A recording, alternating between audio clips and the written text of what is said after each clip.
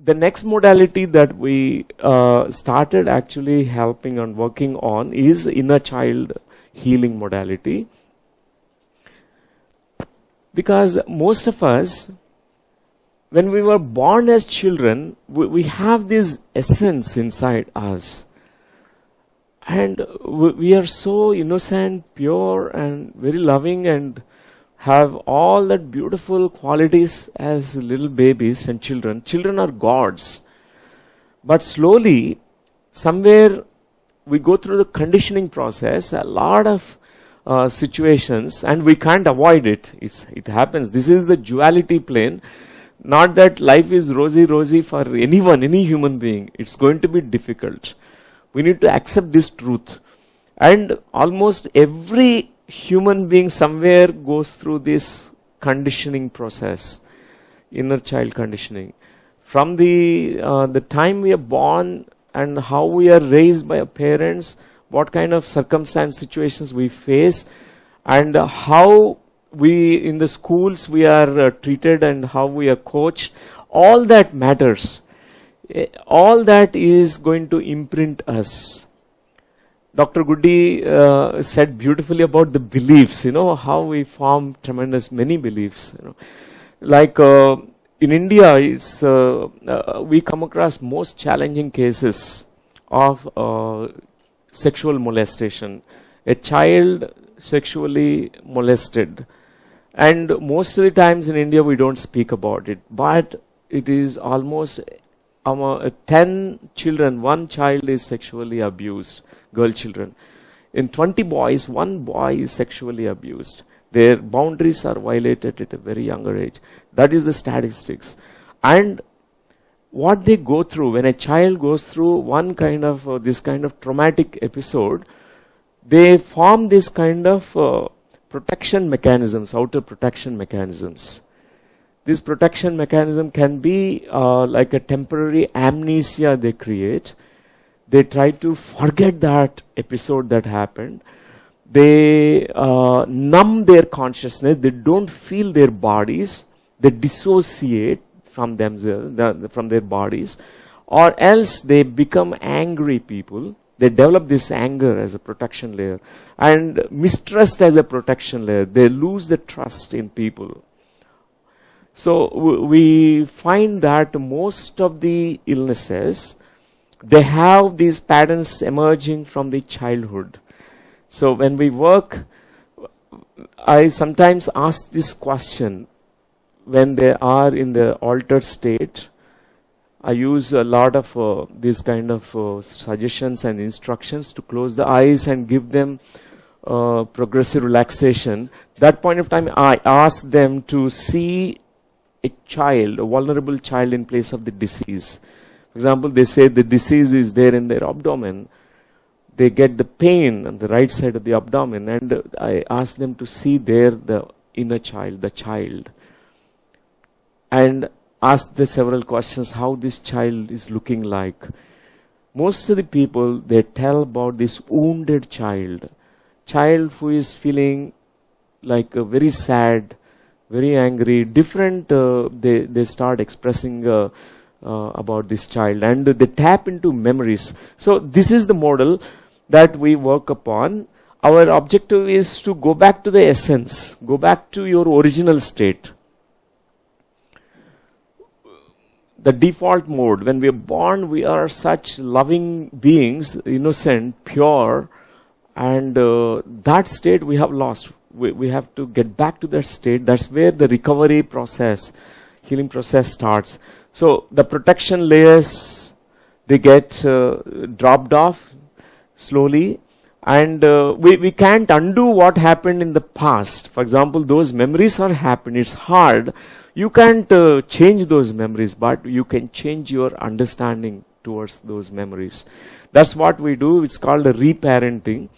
We ask this person who is going through this inner child healing process to become a parent to this wounded child in them. That vulnerable, very soft and damaged, wounded child need compassion, love, and so many things, hugs, a lot of hugs. there is something called unmet needs for this child. So many needs are not met for this child. This child is constantly drawn towards so many, undesirable experiences later on life because they need attention. One lady, she has never received love in the childhood. That's one of the unmet needs for her. Because when we meet our patients and initially we have a talk, we have a pre-talk, and then we take their case study, we ask their dreams, we ask about their, what kind of behaviors, patterns, thoughts, situations they're going through. They, most of the time, they tell that, okay, in the childhood, my mother was so busy, my father is so busy, and I have to please them to receive their attention. I have to develop these kind of things. And we identify initially what is that need that is not met in the childhood. It is the key. So we approach in that way. One lady has come to us and she has actually experienced stroke and hemiplegia. And she is feeling so much loved, pampered, because all the relatives giving so much attention. So much love from distant relatives. They're coming every day and speaking to her. She do not want to heal herself anymore. She feels if the disease goes away, this love that I'm getting, even though I may be hemiplegic, bedridden, it's okay. But this love I need. And I asked her about the childhood pattern. She's a giver. At a very younger age, she became a giver. She started giving love to others, happiness to others, in order to receive love from them. If I give chai to you, invite you to my home in chai, then you will smile at me. Ask me at least few questions. So, this lady have never felt loved by anyone, and through the disease, she experienced love for the first time. And I asked her, even you can experience love in a different way also. We don't need to, through a disease and through negative situations we can attract. We don't need to attract love this way. So it has, that thought itself has changed her pattern. And we did this reframing work. We're reparenting the inner child. The child who never received love, her own consciousness reached out to that child and given all that love. And it healed her completely. Very rapidly, she got back her speech and her mobility and movements, all that. Sometimes in a disease, there is a secondary gains that are there. So we don't want to be all right. We don't want to heal ourselves. Nature wants us to heal very fast. That ability is there in us, but we postpone our healing process. So inner child healing, I found it's the most beautiful modality. Sometimes we commonly use.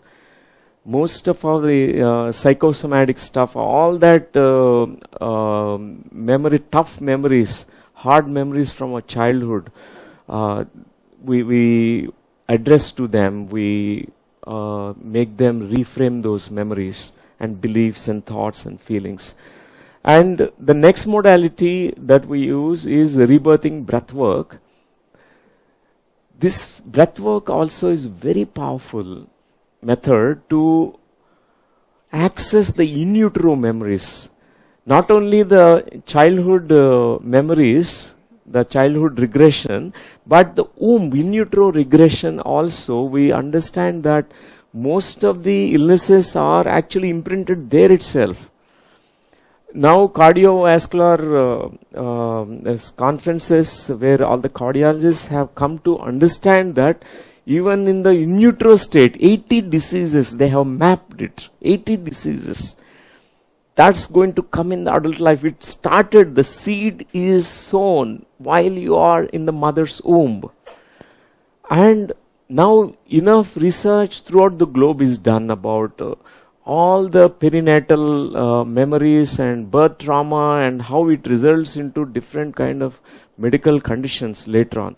So we use commonly this rebirthing breathwork to release the trauma that a child has gone through, including conception trauma, gestation trauma, and birth trauma, which results into kind of deep fears and beliefs and thoughts and patterns. So they can reframe, just because it's like we are living in a quantum world, and time is not actually past, present, future. When we are in an altered state of consciousness, we actually reach out to the past, and it's happening right now. And we go and we interact with that womb self or the fetal self. You speak to that fetal self, say to her or say to him that you are accepted. Most of the times it's a gender rejection in the womb space. And in India it's so rampant, and every mother and father, most of the times, they expect after 3 girl children, they want a boy child. But the girl child is on the way. So the girl child feels so rejected, gender rejection. So it's so important, this dialoguing process, and where the child is told, the fetus is told, I accept you as a girl child. Even that is such a powerful healing words and statement. It completely reframes that memory.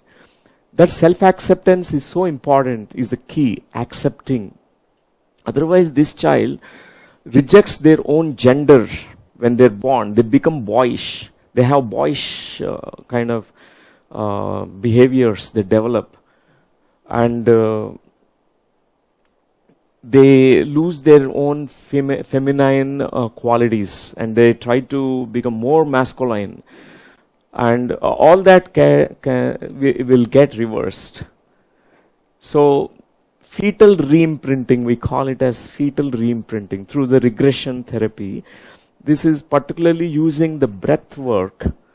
So we have a different kind of breath work sessions, like dry rebirthing and wet rebirthing, where one with a snorkel, they go into the waters. We simulate kind of a womb state. In the warm waters, sometimes cold waters, it triggers different sensations in the body. It's so beautiful. And people release the death urge. Most of the times, when we have gone through the birth trauma, it translates into death urge to die soon. And this world is a struggle, the life is struggle, and I'm not safe here. These kind of birth statements we get into when we are born as children, and it results into death urge to die soon. We attract so many illnesses because of that. Many, through rebirthing breathwork, fetal reimprinting, they're able to release completely death urge. They're able to completely connect with the new thought forms, empowering thoughts, which really creates a kind of great life urge in them. They're passionate about life. And the fourth modality that we use is the regression therapy to understand about ancestral patterns. We know that genetics strongly is, we know that our grandmother had the same kind of things, behavioral patterns, and we are also experiencing. My grandfather lost all that, whatever success he gains, he loses it. So my father repeated the same pattern, and I know that I could have repeated it, but I stopped it. I realized that I don't need to repeat the same old patterns of my ancestors. We have hidden loyalty. How can I be different from my ancestors? So if I'm disloyal, that means I'm not loving them. You know, we want to belong to this tribe, or even illness patterns we carry. We carry cancers. There are high incidence cancers in the same family, same kind of family tree. It reappears. Suicidal tendencies. And they're so strong. Now, the new branch of science is epigenetics, where your thoughts, your emotions, your feelings, your beliefs, it changes your genetic complete expression. You turn off some expression of your DNA and RNA where this cancer is highly possible, it can manifest. It is turned off, those cells completely. So many people, this modality is so helpful in stopping these kind of transmission of these ancestral patterns. It all because it's a quantum field. The field is much bigger. So we are not just matter. We are not just biological machines. We are consciousness, which is non-linear, which is so vast. We don't know really this consciousness of us. So through that consciousness, these possibilities are existing. Whatever those patterns that can be stopped. So this is, we call it as transgenerational healing. And the next modality is past life regression therapy. Is our favorite one, because most deep-rooted patterns, they come from past lives. They're not just only this lifetime, but past life memories. And particularly our shadow memories. They're like where you are a perpetrator, where you are an aggressor, where you harmed others, where you accumulated a lot of karma and guilt. Those lifetimes are so important for us during the regression work. That's what we tap, because the guilt in us, the unconscious guilt that we carry, it makes us experience these disease patterns now so much. And we had a great success in many clinical cases with even psychosomatic, like all the conditions like pains and all of them. And psychiatric illnesses, we always feel it's a lot of limitation. Personally, myself, with OCD cases, here Dr. Gandhi is a psychiatrist and Dr. Manish Gandhi. So we always find that bipolar and schizophrenia, it's really difficult with the regression, past life regression therapy. And it needs a lot of many more sessions. And very, very, like a very grounded approach is required for that. But still, this is not helpful in those areas. But I really listened today how Dr. Gandhi and Dr. Rajan Shankaran and the treating psychiatric cases is beautiful about the remedies, homeopathic remedies. They identify exactly based on that sensation, the other song inside. And past life regression therapy, the phobias, fears, relationships, and patterns, many repetitive patterns that emerges in our life, behavioral patterns, all of them, is a very, very beautiful modality. And initially, I came into this path as a researcher. I want to know whether reincarnation is true or not. If reincarnation true, then we need to live differently in this world. If that is not true, then only single life, I have to enjoy every bit of this life. Don't waste your single moment. Only enjoyment, enjoyment, enjoyment. So, but I have come across reincarnation. That means we have to be very, very watchful, aware, responsibility, every action, thought, word of us is we have to be responsible citizens. We can't go on harming others for our enjoyments. And so a lot of karmic patterns we understand during the regression therapy.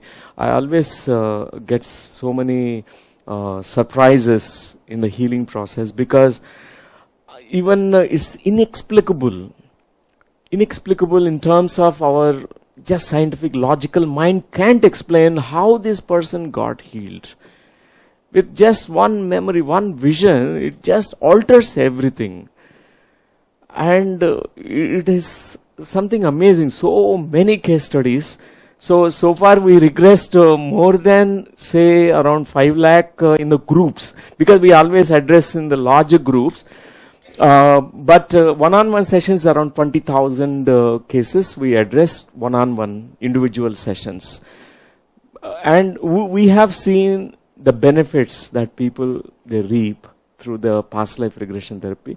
But it needs a professional training. It's not just, it is like a very clinical job, because past life is not just seeing a past life movie. You need to know how to open the session, how to flow with the session, how to close the session. So we have a beautiful process that we follow, methodology, where past life regression, we identify the root cause for a sickness, ailment, fear, phobia, emotion, or it could be any pattern. We go to the root cause. We say to them, the first time ever you experience this symptom, this sensation, this feeling, this trauma, you go back to the origins of this. So they go back into the root cause of that memory. And there we identify that memory, we make them relive. There's a catharsis process. During the sessions, everyone cries. When everyone cries, we feel happy. Because it's a huge relief. It's called emotional catharsis. And it results in heavy relief. All that sadness is flushed out during the session. And somatic catharsis, the body will be going through all the painful sensations during the session. They will be moving the hands, restless, and hitting all that. We allow everything during the session. And third thing is this cognitive, this intellectual catharsis. All the purging of all the rotten thoughts and beliefs. It goes on, coming out, flushed out completely. So in this identification process is the first stage. Then we reach to disidentification. They understand that, okay, this past life is different from this current life. I don't need to hang on to it. This is over. So we make them go through the death process. In the past life, there is a beginning and there is an end. End of that life, notice your body from outside and watch how your body is cremated. We make sure that this body is cremated so that they know it is dead. They don't need to cling to those sensations, feelings and stories. So then we make them to go into transpersonal realms. This experience is phenomenal because those realms, we can't even understand what kind of experience emerge. Many people, they report being held by some impersonal force, a greater force, with great love. That unconditional love, which we don't actually experience in the physical dimension here, people report that experience. We call it as a God, something which is enveloping them, and they feel so safe and secure. And in that transpersonal dimensions, they experience insights, transformations. They're revealed, they're revelations, realizations, awakenings, all that happens. So past life regression therapy is a beautiful modality, and it's most of the times we do this work. And when we require to do inner child, family constellation, rebirthing breathwork, we also use those. And we commonly teach meditation to everyone. And the sixth modality that we use is called LBL regression therapy, life between lives regression therapy. Because this is another domain that was researched last few decades, almost 4 decades, by some of these pioneers. One from US, his name is Dr. Newton, my grandfather. He's no more. He left the body, but it's amazing pioneering research. What happens to the soul when they leave the body? Where do they reside? Are there homes there? Colonies, communities? What kind of place? Is there forms to them? Do they have body? What kind of existence is there? So he researched using this past life regression methodology. He taken them not to the past lives, not researching about past life material, but he researched what happened after death in the realms, in the higher realms. So they started reporting about different realms, different activities, the life that continues, a greater life. This is called, our ancients called it Mahapragya Jivan, a greater life. It's a greater wisdom that is accessible to us. So people, they access Akashic records, they access the wisdom of the soul, and they come in contact with so many other beings, higher beings, like whatever we call them as like great teachers, gurus, they encounter these beings, angelic beings, and stunning experiences. And I'm always fascinated. I came to know about my soul plan when I went into my own LB, a life between lives regression. In my soul plan, what I plan to do in this life. So from that time onwards, I never wasted even a single moment of my life, because I know that I should not waste even a single moment. My purpose is so, it's like very passionate about it. So that's what, we are born with a soul plan, friends. So most of the times, when we are not aligned with our soul plan, and most of our patterns, we cling to them, and the disease is like a wake-up call. Illness comes and it is like asking you to come on, wake up. It's like a wake-up call. We need to look at the larger picture, bigger picture. So these are the 6 modalities, dear friends, we've been using. Core transformation is core healing. So whoever really goes through that transformation, it brings a core healing. And quantum field versus particle nature. So quantum field is greater than a particle nature or matter or mass. And we are energy beings and consciousness beings, soul beings. So that's more powerful. We are always so vast beings. We come across our true nature during the meditations and altered states. We really experience it. And we fail to translate that experience in the words that can be understandable in the physical plane or logical plane. Most of the divine experiences, we can't put them in words. And friends, finally, want to share that consciousness heals. As long as we are unconscious about who we are, and we carry all that, fears, we're trapped in the matrix energy of this matrix. Makes us experience so many limitations here. But there's something that our real nature, when we find out and discover our true self, it is very powerful. It heals. And consciousness is the root and healing is the fruit. And you need to go to the root, and in order to have the fruits. And I know the other song academy is touching to that consciousness, very compassionate way. You're holding the space. I could see some video clippings. Dr. Gandhi and Dr. Rajan Shankar and other doctors were showing me. So it's so beautiful how you're directing them towards that sensation which is opening. It's a doorway. It's a door, and you're capturing perceptions, even experience, delusions and other things. The whole thing is understood. Suddenly the other song is brought into the light of consciousness. As long as this is unconscious, hidden inside, it is, very dense and very, very, it creates a sickness in the body. It creates sickness in the mind. As it is brought out into the consciousness, the result is the healing. It's the fruit. And body never lies. Body always tells the truth. And I like what's happening here in that song academy. Body never lies. The sensations. Not go into the visions and asking about that, but you are really asking the questions, starting from there. And mind can distort the information, but body never lies.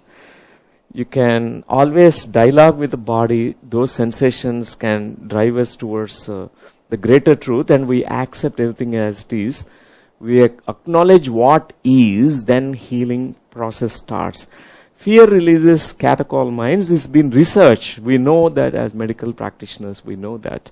And the greater healing force that emerges when we are going into altered states. So many neurotransmitters, so many.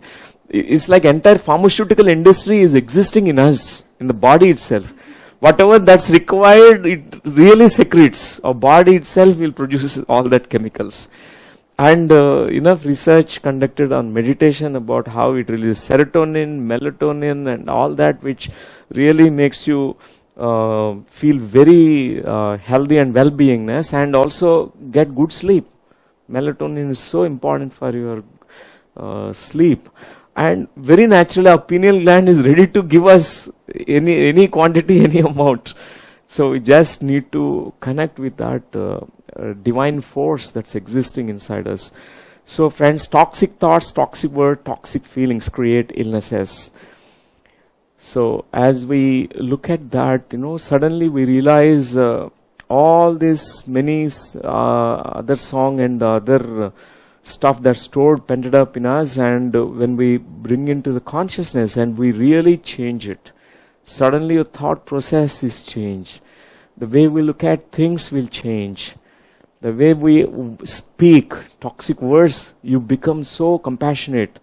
Non-violent speech and also non-violent behaviors, all that comes out very naturally. And limiting beliefs and which sabotages the health, and most of the times we ourselves don't want to heal. We have strong beliefs. I deserve to be punished, and I don't deserve to be healthy. We carry very, very deeper level this guilt, subconscious guilt, which sabotages. But everyone on this planet Earth deserves good health, good money, good relationships, and happiness for everyone, because we are deserving creatures on this planet Earth. And I talked about this unconsciousness is the death urge. Awakening of consciousness is pro to life and aligned to the life. Turbulent mind creates diseased body, sound mind, sound body. With this, we want to end, friends. Thank you. And opening to... Yeah, we also can do 5 minutes. We slow down, meditate, and after that we'll take the questions. We'll have some interaction, friends. Let us all close our eyes and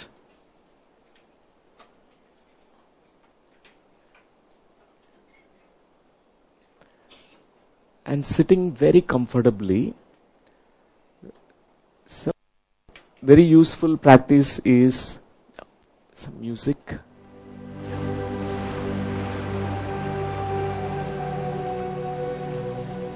To clasp your hands, to join your fingers, interlocking your fingers, keeping it in your lap, and sit very comfortably. You can lean back comfortably, supported by the chair. Your backbone is completely supported by the chair. Let us all close our eyes now and notice the sounds coming from this room. The music, my voice, and other sounds. And slowly notice your breath, the inhalation and exhalation. Normal, natural breathing rhythm can be observed. You don't need to take a deep breath or no need to take shallow breaths. Just notice your normal, natural rhythm of the breath.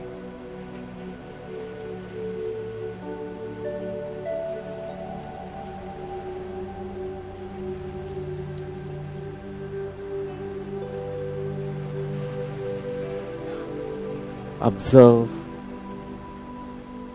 notice, witness.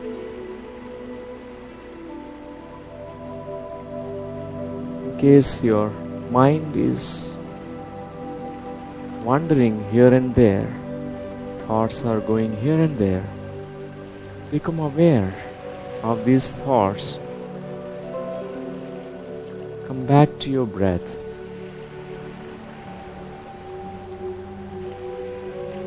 Notice the breath.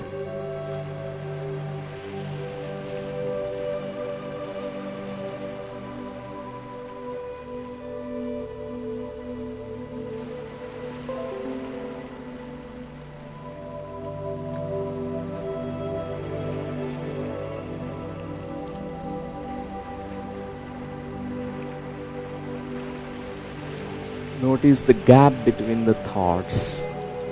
Enlarge those empty spaces.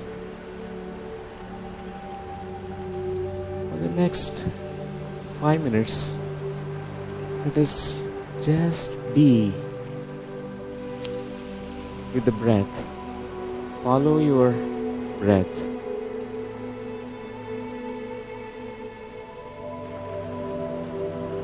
Let us experience what this silence is. When the mind is completely becoming empty of all the routine thoughts,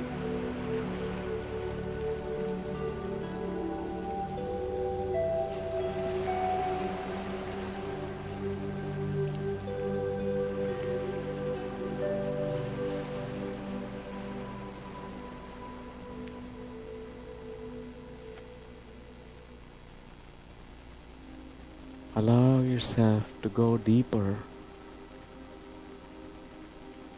into this stillness and silence.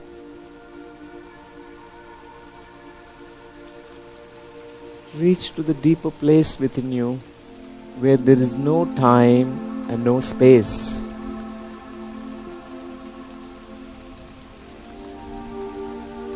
Where there's pure awareness inside you.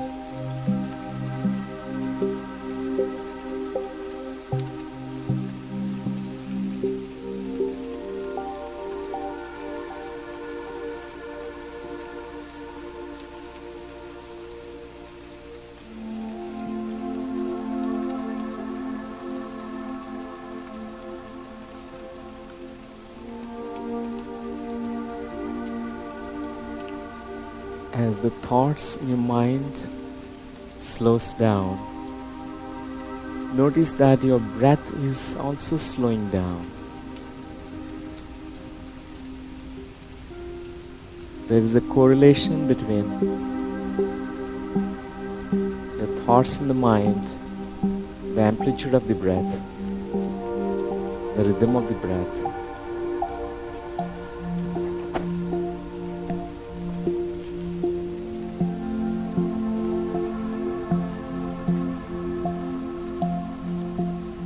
Follow your every breath. Another 3 minutes. Notice all the awareness.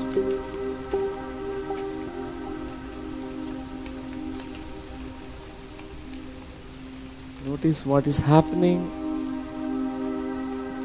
when your mind is absolutely empty.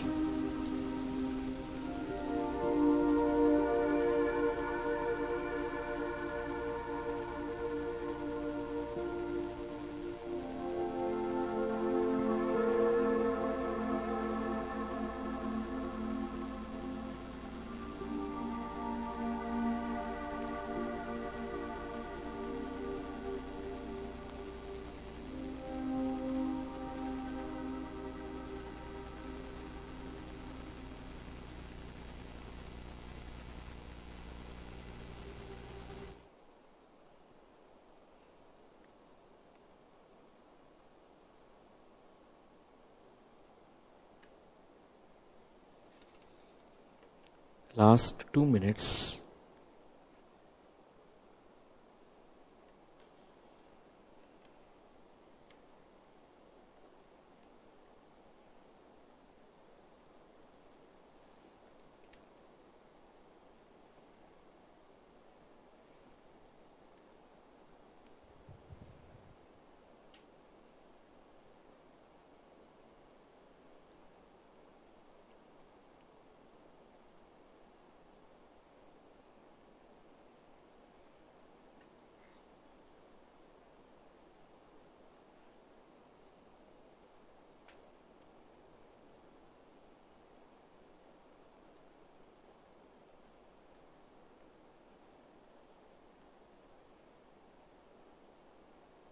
Another 1 minute.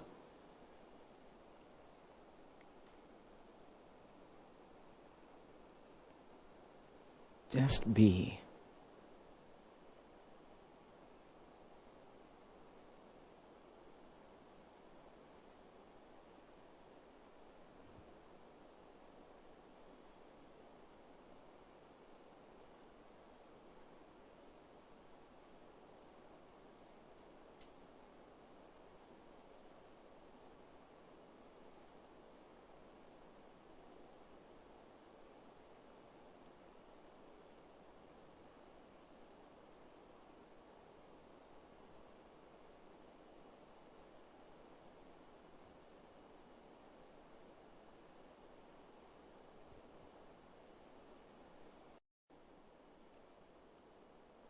Thirty seconds.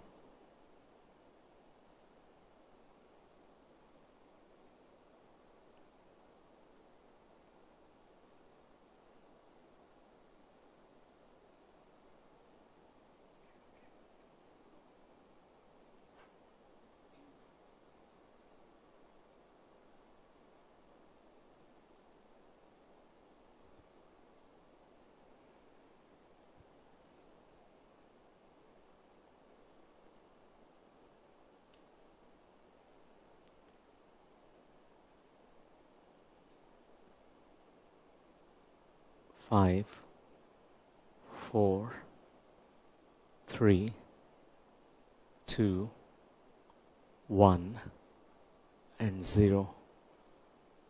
Okay, dear friends, whenever you are ready, gently place your hands on your eyes for a few seconds, touching your eyelids with your fingertips. Take your time to slowly open your eyes.